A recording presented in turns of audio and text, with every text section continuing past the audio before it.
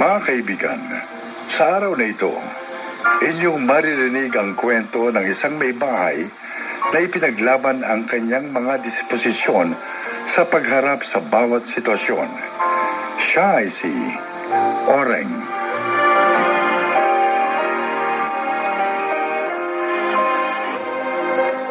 Hindi ako masama. Lumaki akong mabuti, maunawain at magalang mula sa tahanan ng aking pinagmulan. Pero nung mapangasawa ko si Santo, pakiramdam ko, hindi ko nakilala ang aking pagkatao.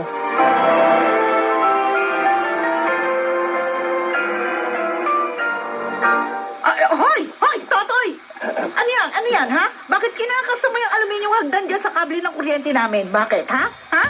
Sabi kasi ni Aling Ibiang, dito ko raw i-connect sa kable nyo yung kawad na ilulusot nila sa likod ng bahay nila. Ano? Ulitin mo ay sinabi mo? Nahuli nga kasi yung jumper connection nila. Kaya agad-agad, pinutulan sila ng kuryente. Ay, hindi pwede. Hindi ako papayag. Jumper yung gagawin mo eh. Madadamay pa pati kundador namin dyan sa gagawin mo. Paano ba yan? Asang-asa si Aling Ibiang na magkakakuryente sila ngayon. Sige. Subukan mo ituloy ang kalokohan mo. Isusubong kita sa mga pulis na Okay. ikaw ang nagkakabit ng mga illegal jumper dito sa lugar na ito.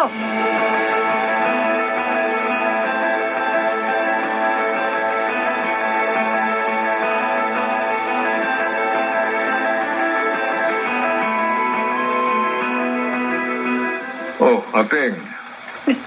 Anong problema? Malayo pa lang ako, naririnig ko na yung pagwawala mo. Bakit ba? Iyang kasing hipag mo, madamo, si Oreng. Oh, Abay, hindi pinayagan si Totoy na ikonekta yung kawad namin sa kable ng kuryente niya. Hayan! Hindi tuloy ako makapag-operate ng computer ako. Teka muna, ibig mo sabihin, kasama ka sa nahuli ng pagkakabit ng illegal jumper ng kuryente kaninang umaga? Oo! Bukod sa pinutulang kami ng serbisyo, pinatungan pa ako ng multang 100,000 piso. Naku po, Saan ba nakukuha ng 100,000 piso? ang tanga naman ito, Toy. Kahit ba ayaw ni Ore, dapat kinonekta pa rin niya. Kalalaki niyang tao, nagpasindak siya sa babae. Ay, basta. Humanda sa akin yung babae niyan. Talaga, susugurin ko siya sa kanila.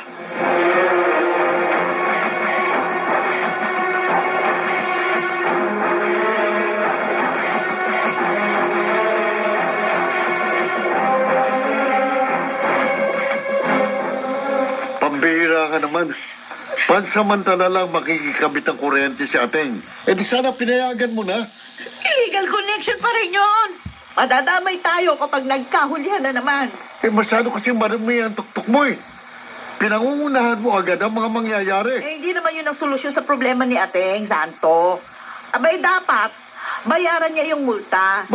Pwede naman niyang hulugan yun kasama ng bill niya buwan-buwan para maibalik yung serbisyo ng kuryente niya. Wala nga siyang kapera-pera kaya kailangan mabuksan niya yung computer shop niya para magkapera. Ay, naku, pasensyahan tayo, ha? Oreng. Ay, magkagulo-gulo pa tayo. Hindi ako papayag sa gustong mangyari ni Ateng. Patayin niya muna ako para magawa niya yung gusto niyo.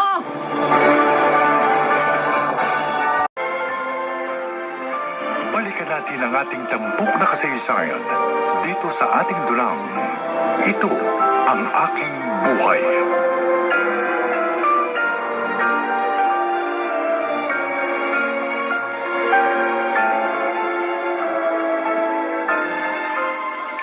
Ang sabihin mo talaga masama ugali mo, puro ka kontra. Puro ka hindi pwede.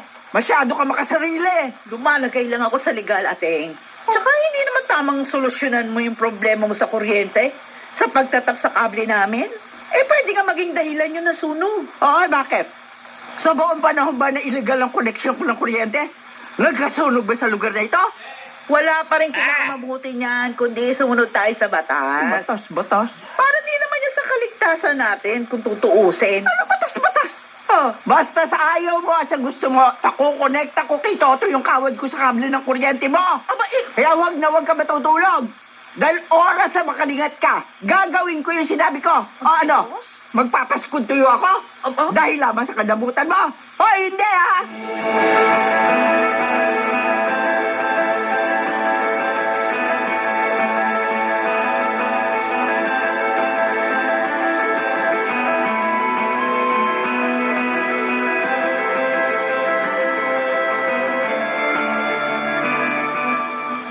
Oreng, nakapamili na ako ng mga sangkap ng bibingka at puto bumbong na ititinda natin sa harap ng simbahan.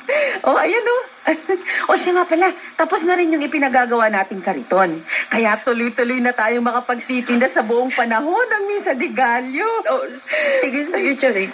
Ilapag mo na lang lahat sa mesa. Teka lang. Bakit pag ganyan na yung itsura mo? Bakit ka umiiyak?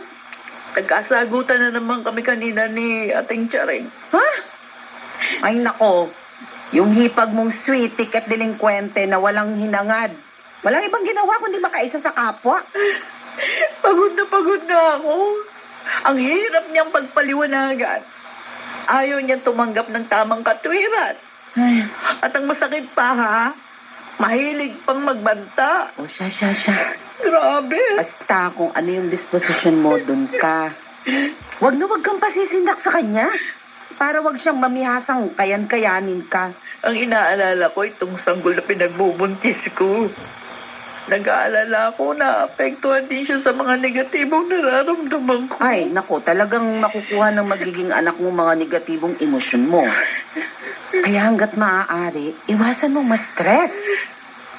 Sanayin mo gumalma. Kahit pakaharap mo yung mahaderang si Aling Ibiang. Paano nga, Charing? Alam mo ba, hindi na nga ako makapag-isip ng mabuti. Kung ano-ano na nga masasama yung pumapasok sa isip ko. Para lang matakasan yung pagkasalbahay ni ate. Grabe talaga siya. Ipagdasal mo na lang yung hipag mo. Kung hindi niya kayang ipagdasal ang sarili niya, pwede ikaw na lang ang humiling sa Diyos na magbago siya. Na sana palambutin ang matigas niyang kalooban. Yun ang hilingin mong regalo sa Diyos sa Kapaskuhang ito.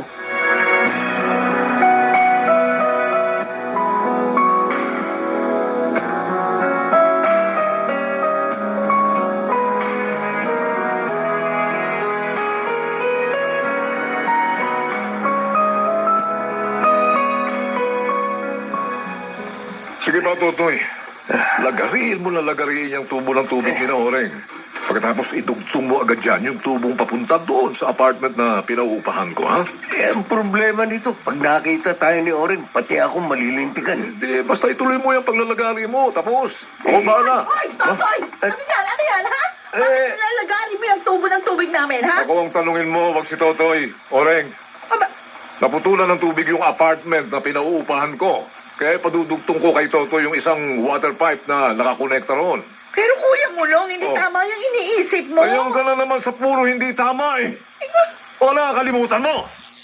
Mas matanda ako kay Santo. Kayang-kaya akong diktahan ang kapatid ko. Ay, huwag ka Ano gusto mo? Ha? Ipabubugbog kita kay Santo.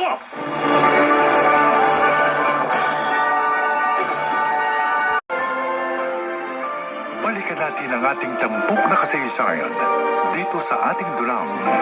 Ito ang aking buhay.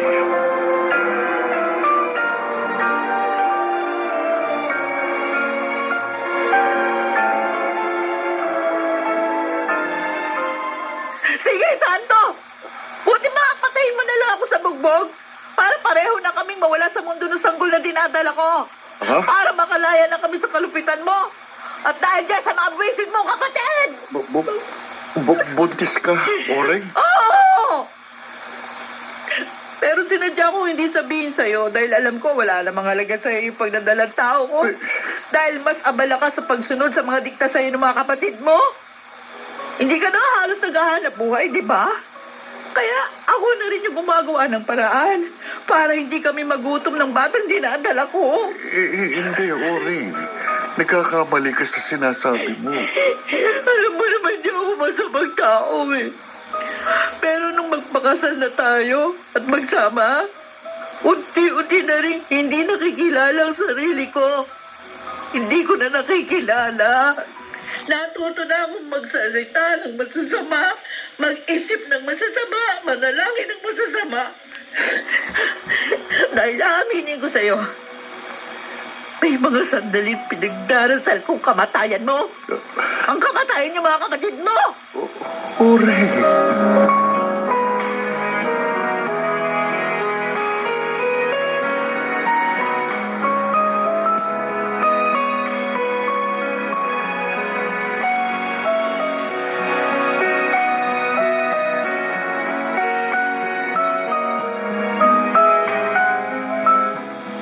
Nagkakapare-pareho na ba tayo ng iniisip ngayon, Ateng?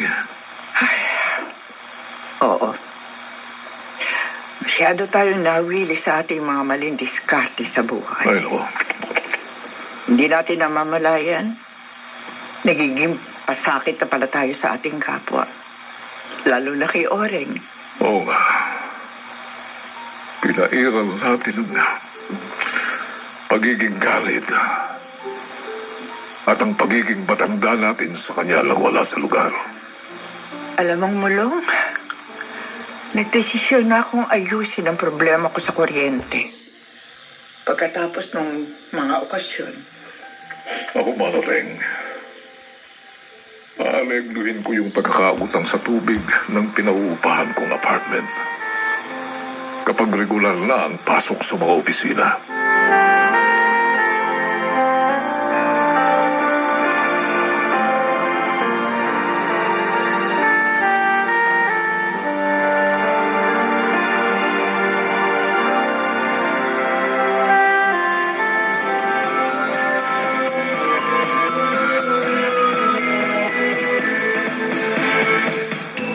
Oh, Oreng, di ba sabi ko ako na magluluto ng mga pinamil ko para mamayang Noche Buena? Baka kasi masama pa pakiramdam mo. Okay na ako, Santo. Tutulungan na kitang magluto para hindi tayo kapusin sa oras sa eksaktong pagtungtong ng alas 12. Hindi ba ang sabi mo nga, dito magno-Noche Buena sina Ateng at Kuya Mulong? Oo. Ay, nako, nandito na kami ni Mulong! Ay. Hindi na kami makatiis para sa pagpunta rito. Oy, heto, may dala kaming manok na pankinola. Ay, ate. Sa mga prutas na panghibagas. Wow. Ilalapag ko ng lahat dito sa mesa, ha? O, sige, Ateng. Ako nang bahala sa mga yan. Maligayang Pasko sa inyong mag-asawa, ha, Oreng? Maligayang Pasko rin sa inyo ni Ateng, Kuya Mulong. Salamat. Gusto ko malaman nyo na ito ang pinakamaligaya kong Pasko. Dahil magkakasama tayo magkakapatid. At Kaya mula ngayon, gagawin na natin itong palagi ang tradisyon. Hindi ba, Oreng? Ay, oo naman, Ateng.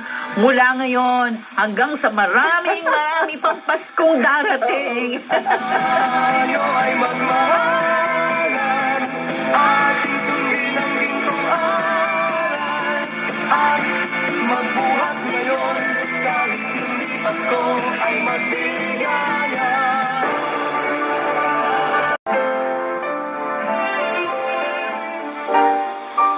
Tinuldukan ng tunay na diwa ng Pasko ang lahat ng namagitan sa amin ni na Ateng at Kuya Mulong pagkatapos ng mga hindi pagkakaunawaan. Ngayon, nagkakaisa ang aming mga damdamin sa lahat ng aming mga tahakin. At si Santo, wala na akong mahihiling pa sa magandang transformasyon ng pagbabagong ipinakita niya mula nang isilang ang aming panganay. Ako si Oreng na bumabati sa inyong lahat ng isang maligayang Pasko. At ito ang aking buhay.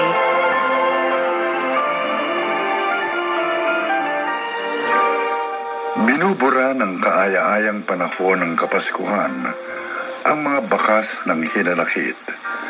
Sa panahong ito, umiigting ang pag-ibig sa kapwa at makabuluhang pananampalataya. Mga nagsiganap: Phil Cruz, Jenaline de la Cruz, John Legaspi, Susan Robles, Jonel Benamin at Rosana Villegas sa papel na Oreng.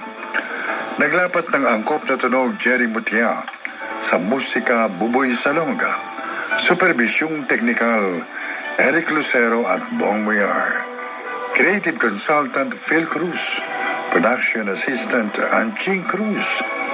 Ito'y mula sa panulat ni Sel Barlam, sa direksyon nila June Martin Legaspi at Maynard Landicho Jr. Ito ang aking buhay.